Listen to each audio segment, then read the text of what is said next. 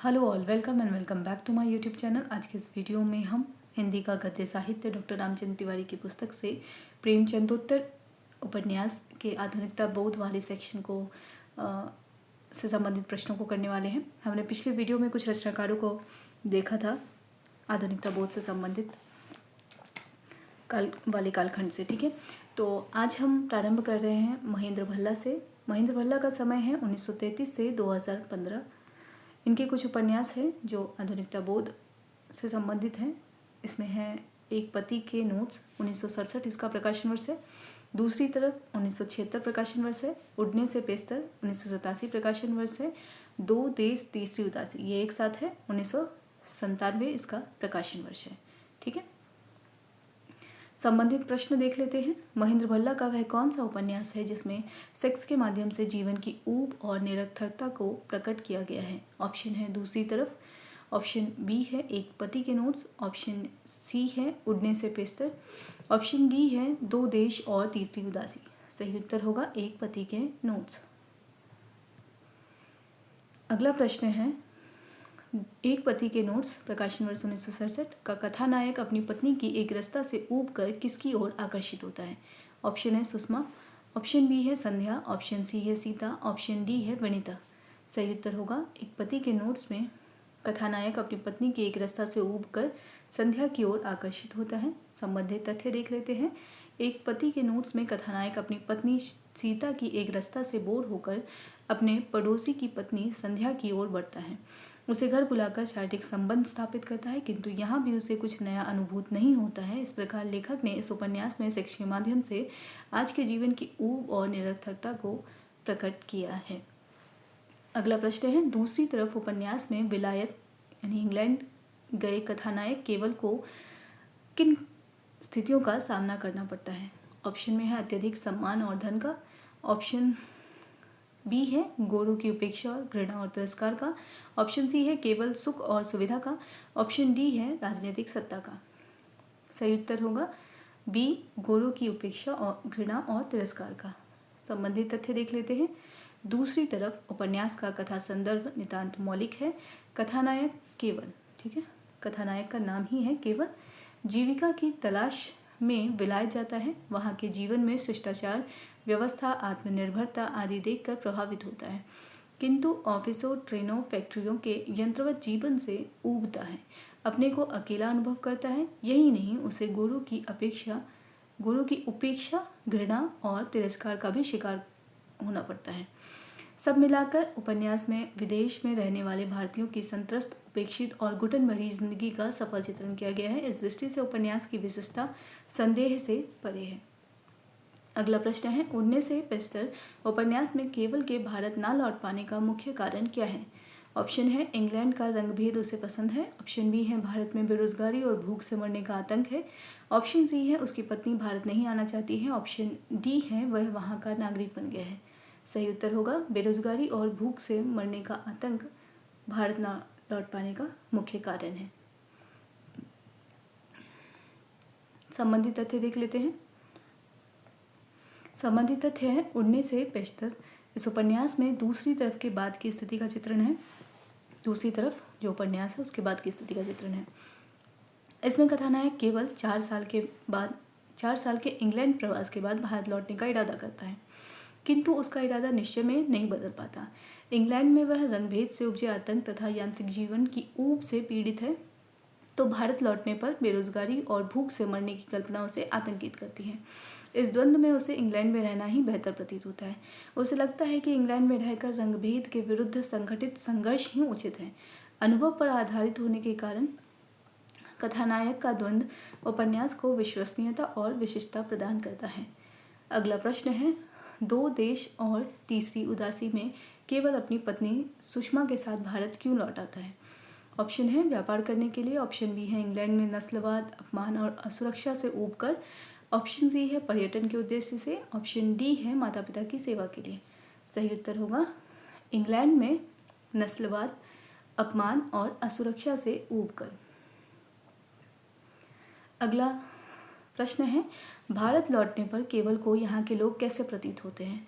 Option है बहुत अनुशासित और परिश्रमी, ऑप्शन बी शिथिल, अनगढ़ और हीनता ग्रंथि से ग्रस्त।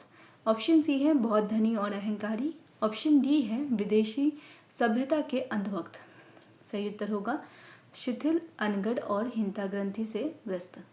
अगला प्रश्न है, तीसरी उदासी से घिरी सुषमा का मोहभंग अंत में किस कारण से टूटता है? सही उत्तर होगा बस में एक अजनबी औरत की आत्मीयता और अपनत्व भरे शब्दों से उसका मोहभंग टूटता है। संबंधित तथ्य देख लेते हैं। दो देश और तीसरी उदासी महेंद्र भल्ला का यह उपन्यास उनके दो पूर्ववर्ती उपन्यासों यानी दूसरी तरफ और उड़ने से बिस्तर का ही विस्तार है। इंग्लैंड में रहते हुए रंग भेद और नस्लवाद के चलते अपमान और असुरक्षा की जिंदगी से ऊबकर केवल अपनी पत्नी सुषमा के साथ हिंदुस्तान लौट आता है। यहाँ आकर वह पाता है कि यहाँ के लोग शिथिल, अनगढ़, हीनता ग्रंथि से ग्रस्त और धूलमुल किस्म के हैं। उसका मोहभंग हो जाता है। उसकी पत्नी सुषमा न इंग्लैंड में सुख शांति से का अनुभव करती है न भारत में। उसे तीसरी उदासी घेर लेती है। उपन्यास के अंत में उसकी उदासी टूटती है। डॉक्टर मेहता के यहाँ से अपने घर लौटते समय बस में उसके पेट को देखकर सुषमा पेट से थी। एक औरत उससे कहती है, बेटा आगे चले जाओ, यहाँ झटका लगेगा। इस कथन में जो गहरी आत्मीयता है उससे वह प्रभावित होती है। उसे लगता है इंग्लैंड में यह अपनापन दुर्लभ है। यही अपनापन उसे मखौलिया किस्म के कंडक्टर के व्यवहार में मिलता है। सब कुछ के बावजूद यहाँ के लोगों में जो संवेदनशीलता और राग तत्व बचा है वह जीने की प्रेरणा देता है। अगला प्रश्न है, महेंद्र भल्ला के उपन्यासों की प्रमुख विशेषता क्या मानी गई है? ऑप्शन है ऐतिहासिक घटनाओं का काल्पनिक वर्णन। ऑप्शन बी है अनुभव पर आधारित विश्वसनीयता और प्रवासी जीवन का द्वंद्व। ऑप्शन सी है ग्रामीण अंचल की समस्याओं का चित्रण। ऑप्शन डी है जासूसी और तिलस्मी कथाएं। महेंद्र भल्ला के उपन्यासों की प्रमुख विशेषता क्या मानी गई है? सही उत्तर होगा अनुभव पर आधारित विश्वसनीयता और प्रवासी जीवन का द्वंद्व। अगले रचनाकार हैं मनोहर श्याम जोशी। मनोहर श्याम जोशी का समय है 1933 से 2006। इनके कुछ उपन्यास है कुरु कुरु स्वाहा, प्रकाशन वर्ष 1980, कसब, प्रकाशन वर्ष 1982, हरिया हरक्यूलिस की हैरानी, प्रकाशन वर्ष 1994, हमजाद, प्रकाशन वर्ष 1996, टा प्रोफेसर 2001 प्रकाशन वर्ष, क्या आप 2001 प्रकाशन वर्ष, कौन हूँ मैं 2006 प्रकाशन वर्ष, उत्तराधिकारी 2015 प्रकाशन वर्ष। ये कुछ उपन्यास हैं जो आधुनिकता बोध से संबंधित है मनोहर श्याम जोशी के। पहला प्रश्न है, मनोहर श्याम जोशी के किस उपन्यास में बम्बई के पतनशील समाज और फिल्म जगत के माध्यम से नेहरू युग के खोखलेपन पर प्रहार किया गया है? सही उत्तर होगा कुरु कुरु स्वाहा में। अगला प्रश्न है, कुरु कुरु स्वाहा उपन्यास की भाषा के संदर्भ में कौन सा कथन सही है? सही उत्तर होगा इसमें पात्रानुसार गुजराती, मराठी, कुमाऊनी, अंग्रेजी आदि अनेक भाषाओं के रूप मिलते हैं। संबंधित तथ्य देख लेते हैं। कुरु कुरु स्वाहा में बम्बई के पतनशील समाज का चित्रण किया गया है। लेखक ने कॉलगढ़ और फिल्म जगत के, यहाँ संदर्भों आएगा, ठीक है, फिल्म जगत के संदर्भों को सामने रखा है। ठीक है, लेखक ने कॉलगढ़ और फिल्म जगत के संदर्भों को सामने रखकर नेहरू युग के खोखलेपन पर प्रहार किया है। यह एक प्रयोगशील उपन्यास है। इसमें एक ही नायक 3 स्तरों पर बुद्धिवादी जोशी, किशोर मानसिकता वाला मनोहर तथा नरेटर सक्रिय हैं। पात्रानुसार भाषा के अनेक रूप गुजराती, मराठी, बम्बईया, कुमाऊनी, बंगला, पंजाबी, हरियाणवी, अंग्रेजी आदि उपन्यास को सजीव बनाने में सहायक हुए हैं। ठीक है, अगला प्रश्न है, कसब उपन्यास का मुख्य परिवेश और केंद्र क्या है? सही उत्तर होगा कुमाऊनी का निम्न मध्यवर्गीय ब्राह्मण परिवार और कुमाऊनी मध्यवर्ग परिवार।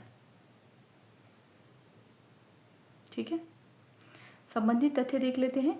कसब में कुमाऊं के गंगुली हाट में रहने वाले एक निम्न मध्यवर्गीय ब्राह्मण परिवार की कहानी कही गई है। इस परिवार का एक भावुक लड़का देवीदत्त तिवारी बेबी या मैत्रेयी शास्त्री से प्यार करता है। इस प्रेम प्रसंग के मार्ग में अनेक अवरोध उत्पन्न होते हैं। इसी क्रम में लेखक मध्यवर्गीय सामाजिक सांस्कृतिक चेतना को भी मूर्त करता है। बुनियादी तौर पर उपन्यास के केंद्र में कुमाऊनी मध्यवर्ग है। उपन्यास अंततः ऐसा मीठा मीठा उदास उदास कुछ अपरिचित सा प्रभाव मन पर छोड़ जाता है, जिसे प्रकट करने के लिए कहना पड़ता है कसब। कसब यानी क्या जाने। अगला प्रश्न है, हरिया हरक्युलिस की हैरानी में गुमालिंग किसका प्रतीक है? सही उत्तर होगा सत्य के उस रहस्य लोक का जो है भी और नहीं भी। ठीक है।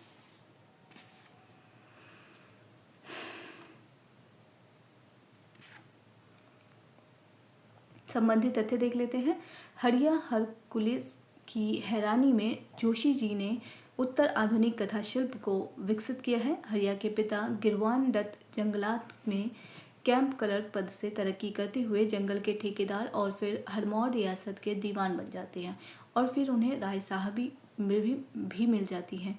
यह सब उन्हें बूढ़े हैम्पटन साहब को अपना प्रेमी, उनकी प्रौढ़ा मेम को अपनी प्रेमिका और रियासत की मालकिन विधवा रानी के प्रेमी बनने की शर्त पर सारी नैतिकता को ताक पर रख देने के बाद प्राप्त होता है। उपन्यास में राय साहब और उनसे जुड़ा हुआ पूरा समाज घृणित, स्वार्थी एवं मूल्यहीन है।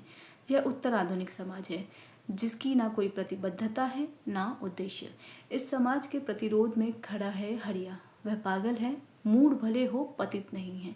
वह अपने पिता की ही नहीं, नारकीय स्थिति में पड़े हुए समाज के प्रत्येक व्यक्ति की सेवा करता है। अपने पिता के पापों का प्रायश्चित करने के लिए वह गुमालिंग की खोज में निकल पड़ता है। गुमालिंग सत्य का वह रहस्य लोक है जो है भी नहीं भी है और जिसकी खोज में निकलने पर फिर लौटने की संभावना नहीं की जा सकती। इस खोज को माध्यम बनाकर अनेक रहस्यमय कथासूत्रों से बुना हुआ यह उपन्यास अत्यंत रोचक और पठनीय है। अगला प्रश्न है, हमजाद उपन्यास में कौन से दो पात्र हमजाद के रूप में चित्रित हैं? ऑप्शन है देवी दत्त और बीबी, दूसरा है टोपन और तिलक, तीसरा है षष्ठी वल्लभ और मिसियन, चौथा है रामझानू और कू। सही उत्तर होगा टोपन और तिलक। ठीक है। टोपन और तिलक हमजाद के रूप में, दो पात्र हमजाद के रूप में चित्रित हैं। संबंधित तथ्य देख लेते हैं। हमजाद में टोपन और तिलक हमजाद हैं। टोपन के लिए कुछ भी अनैतिक नहीं है, उसका लक्ष्य है वर्चस्व, ऐश्वर्य और भोग। तिलक नैतिक और मानवीय है, किंतु अपने लिजलिजे स्वभाव के कारण टोपन का विरोध नहीं कर पाता। अपने परिवार की आर्थिक आवश्यकताओं की पूर्ति के लिए उसे टोपन जैसे दैत्य का शिकार होना पड़ता है। उपन्यास उत्तराधुनिक उपभोक्ता संस्कृति के क्रूर और भयावह चेहरे की ओर इशारा करता हुआ पाठक को विकल्पहीन स्थिति में छोड़ देता है। अगला प्रश्न है, टा प्रोफेसर उपन्यास के नायक षष्ठी वल्लभ पंत का चरित्र कैसा है? सही उत्तर होगा वे ऊपर से संत किंतु भीतर से कामुक और महत्वाकांक्षी हैं। संबंधित तथ्य देख लेते हैं। टा प्रोफेसर में सुनौली धार के षष्ठी वल्लभ पंत नामक एक अध्यापक की कहानी कही गई है। षष्ठी वल्लभ टा का उच्चारण टा करते हैं और अपने को प्रोफेसर कहा जाना पसंद करते हैं, इसलिए लोग उन्हें टा प्रोफेसर कहते हैं। वे ऊपर से संत किंतु भीतर से कामुक है। सुनौली छोड़ने के बाद वे पीलीभीत में स्कूल खोलते हैं। अपनी शिष्या मिस कलावती येन को उसमें टीचर नियुक्त करते हैं। मिस येन उनकी प्रेमिका भी हैं और अमेरिका से लौटे अपने बेटे को वे मिस येन से शादी करने को कहते हैं। वह राजी हो जाता है किंतु विवाह की रात में ही आत्महत्या कर लेता है। उपन्यास में लेखक स्वयं एक पात्र की हैसियत से उपस्थित है। टा प्रोफेसर की कहानी उपन्यास रचना की भी कहानी है। हास्य, व्यंग, कामुकता, महत्वाकांक्षा और छद्म के संश्लेष से आज के मध्यवर्ग के नारकीय जीवन की घृणित बिंब को उभारने वाला यह लघु उपन्यास अत्यंत रोचक है। श्री मनोहर श्याम जोशी एक प्रख्यात, अब यहाँ से मनोहर श्याम जोशी के विषय में जो शब्द हैं ये रामचंद्र तिवारी के शब्दों में है, यानी वो मनोहर श्याम जोशी के विषय में क्या कुछ लिखते हैं ये उनका कथन है। ठीक है। अब तक जो था वो हम उनके उपन्यासों के संदर्भ में देख रहे थे कि उनके उपन्यासों में क्या कुछ वर्णित है। हालांकि वो भी रामचंद्र तिवारी के अनुसार ही हैं, लेकिन जब हम लेखक विशेष की बात कर रहे हैं तो वहाँ हमारे लिए ये महत्वपूर्ण रहते हैं। ठीक है। तो मनोहर श्याम जोशी के विषय में वो लिखते हैं, श्री मनोहर श्याम जोशी एक प्रख्यात किस्सा गो हैं। उत्तर आधुनिक समाज में सत्य का पारंपरिक चेहरा विकृत हो गया है। अब वह असत्य का विलोम एक शब्द मात्र है, उसका कोई अपना सकारात्मक चेहरा है ही नहीं। प्रचार के बल पर असत्य को सत्य के रूप में प्रतिष्ठित किया जाता है। श्री जोशी जी अपनी जादुई शैली में आज के इसी यथार्थ को विविध रूपों में बिंबित कर रहे हैं। ठीक है, अगला प्रश्न है, क्या उपन्यास का कथावाचक अंत में किस निष्कर्ष पर पहुंचता है? सही उत्तर होगा क्रांति के सपने चूर हो गए हैं और व्यवस्था घोर दुर्दशाग्रस्त व भ्रष्ट है। क्या आपके संदर्भ में हम देख लेते हैं क्या कुछ वर्णित है? क्या आप उपन्यास में मनोहर श्याम जोशी ने अपनी परिचित उत्तर आधुनिक शैली में कुर्मांचल के कस्तूरी कोट वर्तमान वाल्मीकि नगर की कहानी कही है? इस क्षेत्र की कथा के सूत्र तो 14वीं शताब्दी तक जाते हैं, किंतु मूल कथा देश की आज़ादी की लड़ाई से आरंभ होती है। कथावाचक के पिता कांग्रेसी और काका मार्क्सवादी हैं। कथावाचक पर काका का विशेष प्रभाव पड़ता है। वह एक मेधावी छात्र है। उच्च शिक्षा प्राप्त करने के लिए वह लखनऊ आता है और कांग्रेसी MLA उर्वा दत्तजू के यहाँ रहकर विश्वविद्यालय में पढ़ने लगता है। उसे उर्वा दत्तजू की बिटिया उत्तरा को पढ़ाने का काम भी करना पड़ता है। विश्वविद्यालय में वह मार्क्सवादी प्रोफेसर डॉक्टर साहब के प्रभाव में आता है। उत्तरा को पढ़ाते हुए उसे उससे प्रेम ही हो जाता है। समय की गति के साथ कई घटनाएं एक साथ होती हैं। डॉक्टर साहब का संदेश ले जाते हुए वह कानपुर में पकड़ा जाता है। प्रेम में विफल होकर उत्तरा आत्महत्या कर लेती है। कथावाचक के पिता की मृत्यु हो जाती है। हवालात से छूटकर अर्धपागल की अवस्था में वह घर लौटता है। पिता की अंत्येष्टि के बाद लखनऊ जाकर डॉक्टर साहब से मिलता है और घर लौटकर वाल्मीकि नगर में गरीबों के उद्धार के लिए महात्मा मार्क्स के नाम पर आश्रय स्थापित करता है। उसके सारे प्रयत्नों के बावजूद उसका क्षेत्र भी पूरे देश में व्यास राजनीतिक सामाजिक विकृतियों का शिकार होता है। उसके दो ही प्रिय शिष्य रामध्यानु और एक मिनट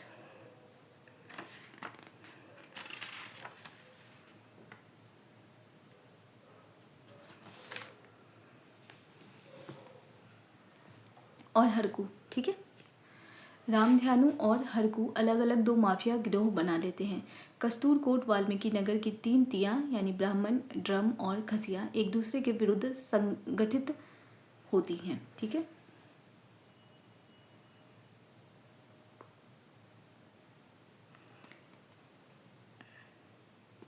तीन जातियां, ठीक है, थोड़ा सा कहीं कहीं मिस्टेक हो रखा है, कहाँ थे हम, यहाँ, ठीक है, तीनों जातियां ब्राह्मण, ड्रम ही है वो लिखा हुआ, शायद डोम होगा या तो ड्रम और खसिया, ठीक है, ये 3 जातियां ऐसी बताई गई है इस पुस्तक में। ठीक है, एक दूसरे के विरुद्ध संगठित होती हैं और एक दिन ढिलमिजाज भैरव मंदिर के पास माफिया सरगना हरदयालु बाटलानी और उसके एक प्रिय शिष्य पुलिस DIG मेधातिथि जोशी की लाशें एक साथ पाई जाती हैं। कथावाचक अनुभव करता है कि आज पूरी व्यवस्था घोर दुर्दशाग्रस्त है। क्रांति के सारे सपने चूर चूर हो गए हैं। राजनीति जाति धर्म स्वार्थ संप्रदाय के संकीर्ण दायरे में सिमट कर आदर्शहीन हो गई है। राजनेता भ्रष्ट और सत्तालोलुप हो गए हैं।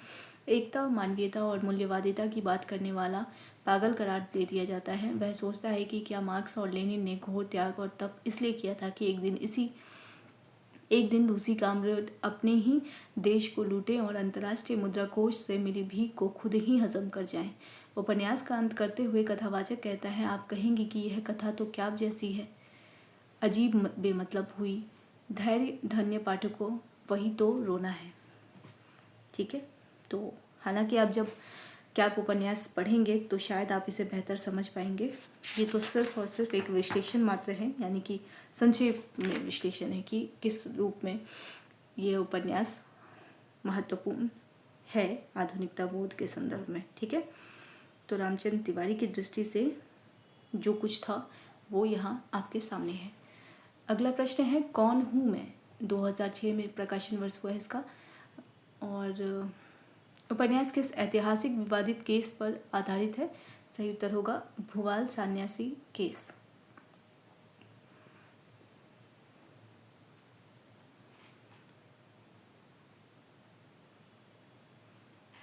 ठीक है, संबंधित तथ्य देख लेते हैं। कौन हूँ मैं 2006 श्री मनोहर श्याम जोशी का 463 पृष्ठों का एक बृहत उपन्यास है। यह उनकी मृत्यु मार्च 2006 ईस्वी के बाद प्रकाशित हुआ है। इसकी रचना प्रसिद्ध भुवाल सन्यासी केस के आधार पर की गई है। यह केस बहुत ही विवादास्पद और रोमांचक है। हुआ यह थे था कि 8 मई 1909 को भोपाल राज्य यानी दार्जिलिंग के राजकुमार रोमेंद्र नारायण राय की मृत्यु हो गई थी। मृत्यु के बाद उसका शवदाह भीषण वर्षा के कारण नहीं हो पाया था। वर्षों बाद एक पंजाबी साधु ने दावा किया कि वही राजकुमार मंजो कुमार है। उसकी विधवा रानी ने उसे पति रूप में पहचानने से इनकार कर दिया था। कोर्ट से साधु जीत गया था। उपन्यास के अंत में दिखाया गया कि अंततः साधु को लकवा मार जाता है और उसकी मृत्यु हो जाती है। इस प्रकार रानी को ईश्वरीय न्याय प्राप्त होता है। श्री जोशी ने अपनी किस्सा गोई की अद्भुत क्षमता के बल पर पूरी कथा को अत्यंत रोमांचक बना दिया है। अगला प्रश्न है, कसब शब्द का अर्थ लेखक ने क्या बताया है? तो कसब का अर्थ बताया है उन्होंने, क्या जाने। अगले रचनाकार हैं गिरधर गोपाल। गिरधर गोपाल के 2 उपन्यास आधुनिकता बोध से संबंधित है। एक चांदनी के खंडर, प्रकाशन वर्ष 1954, कंदील और कुहा से, प्रकाशन वर्ष 1969। इनसे संबंधित प्रश्न है, गिरधर गोपाल के उपन्यास चांदनी के खंडर, प्रकाशन वर्ष 1954 का नायक वसंत 5 वर्षों बाद कहाँ से लौटता है? सही उत्तर है विलायत से उच्च डॉक्टरी शिक्षा प्राप्त कर लौटता है। अगला प्रश्न है, चांदनी के खंडर में वसंत के भीतर किस प्रकार का बोध उत्पन्न होता है? सही उत्तर है अपराध बोध। परिवार की दुर्दशा का कारण स्वयं को मानकर यह जो अपराध बोध है उसके भीतर उत्पन्न होता है।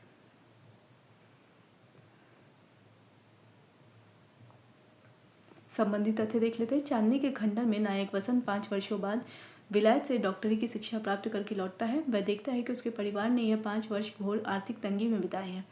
उसके भीतर एक तरह का अपराध बोध उत्पन्न होता है। वह स्वयं को पूरे परिवार की दुर्दशा का कारण मानता है। ठीक है, पूरे दुर्दशा का कारण मानता है। लेखक ने नायक की मानसिक स्थिति का सजीव विश्लेषण किया है। अगला प्रश्न है, कंदील और कुहासे, प्रकाशन वर्ष 1969। इसमें कंदील और कुहासा क्रमशः किसके प्रतीक हैं? सही उत्तर होगा भ्रष्टाचार की निराशा कंदील है और कुहासा नई पीढ़ी के विश्वास को बताया गया है।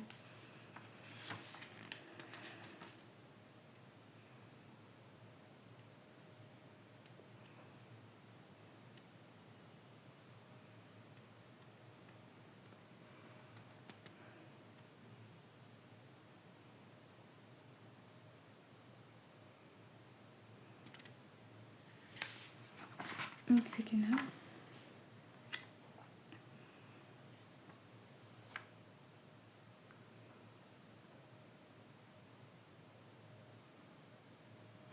कुछ उल्टा हुआ है। ठीक है, कंदील नई पीढ़ी है, कुहासा भ्रष्टाचार की निराशा है। ठीक है, अपोजिट है। संबंधित प्रश्न दूसरा है, गिरधर गोपाल को कंदील और कुहासे में किस पर पूरा विश्वास है? सही उत्तर होगा देश के आम आदमी और उसकी समाज रचना की शक्ति पर। संबंधित तथ्य देख लेते हैं। कंदील और कुहासे में स्वतंत्रता प्राप्ति के बाद देश में व्याप्त भ्रष्टाचार, अभाव, अशिक्षा, निराशा का यथार्थ चित्र खींचा गया है। लेखक को देश का पूरा वातावरण कुहासे से भरा हुआ दिखाई देता है, लेकिन इस कुहासे के बीच भी नई पीढ़ी मानवीय न्याय के प्रति प्रतिबद्ध होकर देश के तथाकथित कर्णधारों से समझौता नहीं करती। उसे विश्वास है कि देश का आम आदमी अपने बल बूते पर बेहतर समाज की रचना अवश्य करेगा। यह विश्वास चतुर्दिक व्याप्त निराशा के कुहासे को चुनौती देता हुआ कंदील की भांति जल रहा है। अगले रचनाकार हैं दुष्यंत कुमार।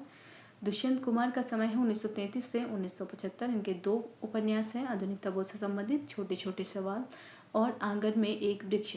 छोटे छोटे सवाल का प्रकाशन वर्ष 1964 है। आंगन में एक वृक्ष का प्रकाशन वर्ष 1969 है। दुष्यंत कुमार के उपन्यास छोटे छोटे सवाल 1964 का मुख्य विषय क्या है? ऑप्शन है प्रकृति चित्रण, ऑप्शन बी शिक्षा संस्थाओं में व्याप्त राजनीति और भ्रष्टाचार, ऑप्शन सी है ऐतिहासिक युद्धों का वर्णन, ऑप्शन डी है वैज्ञानिक आविष्कार। सही उत्तर होगा शिक्षण संस्थाओं में व्याप्त राजनीति और भ्रष्टाचार। अगला प्रश्न है, छोटे छोटे सवाल का आदर्श अध्यापक सत्यव्रत क्यों प्रताड़ित होता है? ऑप्शन है वह पढ़ाना नहीं चाहता था, ऑप्शन बी है उस पर झूठा आरोप लगाया गया और शिक्षक वर्ग निष्क्रिय है, ऑप्शन सी वह राजनीति में शामिल हो गया था, ऑप्शन डी उसने स्कूल की संपत्ति चुराई थी। सही उत्तर होगा उस पर झूठा आरोप लगाया गया और शिक्षक वर्ग निष्क्रिय रहा। अगला तथ्य देख लेते हैं इससे संबंधित। छोटे छोटे सवाल में आज की शिक्षा संस्थाओं में व्याप्त राजनीति और भ्रष्टाचार का पर्दाफाश किया गया है। उपन्यास में एक आदर्श अध्यापक सत्यव्रत पर झूठा आरोप लगाकर उसे स्कूल से निकाल दिया जाता है। यह जानते हुए भी कि यह सरासर अन्याय है, शिक्षक विरोध नहीं करते। आज का शिक्षक वर्ग भीरू, ढुलमुल और निष्क्रिय है। उनमें जो नैतिक और चारित्रिक मूल्यों पर अधिक बल देते हैं उन्हें ही दंडित और प्रताड़ित होना पड़ता है। अगला प्रश्न है, दुष्यंत कुमार के उपन्यास आंगन में एक वृक्ष प्रकाशन वर्ष 1969 में किस वर्ग के परिवार की कहानी कही गई है? सही उत्तर होगा जमींदार परिवार की। अगला प्रश्न है, आंगन में एक वृक्ष में सौतेली माँ का अपने सौतेले पुत्र के प्रति कैसा व्यवहार चित्रित किया गया है? सही उत्तर होगा प्रेम का। संबंधित तथ्य देख लेते हैं। आंगन में एक वृक्ष में एक जमींदार परिवार की कहानी कही गई है। जमींदारों में व्याप्त बुराइयों, शराब, वैश्यागमन, मुकदमेबाजी, बहुओं पर अत्याचार के साथ ही लेखक ने सौतेली माता के अपने सौतेले पुत्र के प्रति प्रेम का चित्रण भी किया है। उपन्यास में आधुनिक जीवन संदर्भों में व्याप्त सामाजिक असंगतियों पर ध्यान नहीं दिया गया है। वस्तुतः दुष्यंत कुमार एक उपन्यासकार के रूप में अपनी विशिष्ट पहचान नहीं बना सके हैं। अगला प्रश्न है, लेखक के अनुसार दुष्यंत कुमार किस रूप में अपनी विशिष्ट पहचान नहीं बना सके हैं? तो उपन्यासकार के रूप में। आप लोगों ने दुष्यंत कुमार का साए में धूप गज़ल संग्रह पढ़ा होगा, तो देखा जाए तो उस रूप में ये ज़्यादा प्रसिद्ध हुए हैं, यानी कवि और गज़लकार के रूप में ये प्रसिद्ध हुए हैं। अगले रचनाकार हैं कामता नाथ। उनका समय है 1935 से 2012। इनके कुछ उपन्यास हैं जो आधुनिकता बोध से संबंधित है। वो है सुबह होने तक, समुद्र तट पर खुलने वाली खिड़की प्रकाशन वर्ष 1975, एक और हिंदुस्तान प्रकाशन वर्ष 1977, तुम्हारे नाम प्रकाशन वर्ष 1979, काल कथा 4 भाग में 1998 पहला भाग, तीसरा और चौथा भाग 2015। अगला जो उपन्यास है वह है पिघलेगी बर्फ प्रकाशन वर्ष 2006। प्रश्न है, कामता नाथ के उपन्यासों का मुख्य स्वर क्या है? सही उत्तर होगा आम आदमी के जीवन के संघर्ष का चित्रण है। स्वतंत्रता प्राप्ति के बाद आम आदमी के जीवन संघर्ष का चित्रण है। संबंधित तथ्य देख लेते हैं। अपने उपन्यासों में आपने स्वतंत्रता प्राप्ति के बाद आम आदमी के जीवन संघर्ष को उजागर किया है। समुद्र तट पर खुलने वाली खिड़की में कथावाचक पुरी के समुद्र तट पर होटल की खिड़की से बाहर की दुनिया को देखता है। सर्वसाधारण के प्रति विशेष लगाव के कारण वह जीवन के वैविध्यपूर्ण विस्तार को रचनात्मक सजीवता नहीं दे पाता। अगला प्रश्न है, एक और हिंदुस्तान प्रकाशन वर्ष 1977 उपन्यास का मुख्य संदर्भ क्या है? सही उत्तर होगा जेल जीवन को केंद्र में रखकर सामाजिक विडंबनाओं का चित्रण किया गया है इस उपन्यास में। संबंधित तथ्य है, एक और हिंदुस्तान में जेल जीवन को केंद्र में रखकर आपने आज के सामाजिक जीवन की विडंबनाओं की ओर ध्यान आकृष्ट किया है। वस्तुतः लेखक के मन में एक नए हिंदुस्तान की परिकल्पना है जिसके समक्ष आज का देश और समाज विडंबनापूर्ण दिखाई देता है। अगला प्रश्न है, तुम्हारे नाम उपन्यास के अंत में रीता की आत्महत्या का मुख्य कारण लेखक ने किसे माना है? सही उत्तर होगा मध्यवर्गीय पुरुष द्वारा नारी की स्वतंत्र मर्यादा को स्वीकार न कर पाना और संदेह। संबंधित तथ्य हैं, तुम्हारे नाम एक प्रेम कहानी है। कथानायक रीता नाम की लड़की से प्रेम करता है। उसे लेकर कश्मीर, आगरा, जयपुर, आबू, पोर्ट ब्लेयर, कलकत्ता, पटना आदि स्थानों पर घूमता है। पोर्ट ब्लेयर में विजय दोनों के बीच आ जाता है। उसे लेकर कथानायक मैं के मन में संदेह होता है। पटना में रहते हुए यह संदेह और गाढ़ा होता है। मैं चिंतित और उद्विग्न हो जाता है। वह रीता से उदासीन और नाराज़ रहने लगता है। रीता आत्महत्या कर लेती है। लेखक शायद यह कहना चाहता है कि आज भी मध्यवर्गीय व्यक्ति नारी की स्वतंत्र मर्यादा को अंतर्मन से स्वीकार नहीं कर पा रहा है। अगला प्रश्न है, काल कथा 1998 प्रकाशन वर्ष है। उपन्यास की समयावधि क्या है? समय देख लेते हैं। सही उत्तर होगा इसका 1918 से 1929। ठीक है, इस समयावधि को केंद्र में रखकर इसकी विषय वस्तु को बनाया गया है। ठीक है, काल कथा में। अगला प्रश्न है, काल कथा उपन्यास का अंत किस ऐतिहासिक घटना के साथ होता है? सही उत्तर होगा लाहौर अधिवेशन में पूर्ण स्वतंत्रता के प्रस्ताव का पारित होना। इस घटना को इसमें चित्रित किया गया है। यानी उपन्यास का अंत इस रूप में, इस घटना के रूप में होता है। अगला प्रश्न है, काल कथा में किन 3 गांवों के माध्यम से अवध की संस्कृति और सामंती मूल्यों को उभारा गया है? सही उत्तर होगा चंदनपुर, गाजीखेड़ा और दुजनखेड़ा। संबंधित तथ्य देख लेते हैं। काल कथा लगभग 900 पृष्ठों में समाप्त होने वाला एक महत्वाकांक्षी उपन्यास है। इसमें सन 1918 से लेकर 1929 तक की कालावधि में विस्तृत देश और समाज की कहानी लगभग तटस्थ अंदाज में कही गई है। उपन्यास का आरंभ उन्नाव जिले के चंदनपुर, गाजीखेड़ा और दुर्जनखेड़ा तीनों ऐसे गांवों को लेकर किया गया है जिनका जीवन एक दूसरे से जुड़ा हुआ है। जुड़ाव के आधार अवशिष्ट सामंतीय मूल्य हैं। लगभग 100 पृष्ठों के बाद कथा स्वतंत्रता आंदोलन से जुड़ती है। लेखक ने 10 वर्षों के बीच पूरे देश में आज़ादी के लिए विभिन्न आंदोलनों द्वारा जितना और जो कुछ किया गया उसका पूरा ब्यौरा प्रस्तुत किया है। उपन्यास का अंत कांग्रेस के लाहौर अधिवेशन में 31 दिसंबर सन 1929 अर्धरात्रि में गांधी द्वारा प्रस्तुत पूर्ण स्वतंत्रता के प्रस्ताव के पारित होने के साथ होता है। उपन्यास का लक्ष्य उस दौर के लोकमानस का साक्षात्कार कराना और अवध की संश्लिष्ट संस्कृति की झांकी प्रस्तुत करना भी प्रतीत होता है।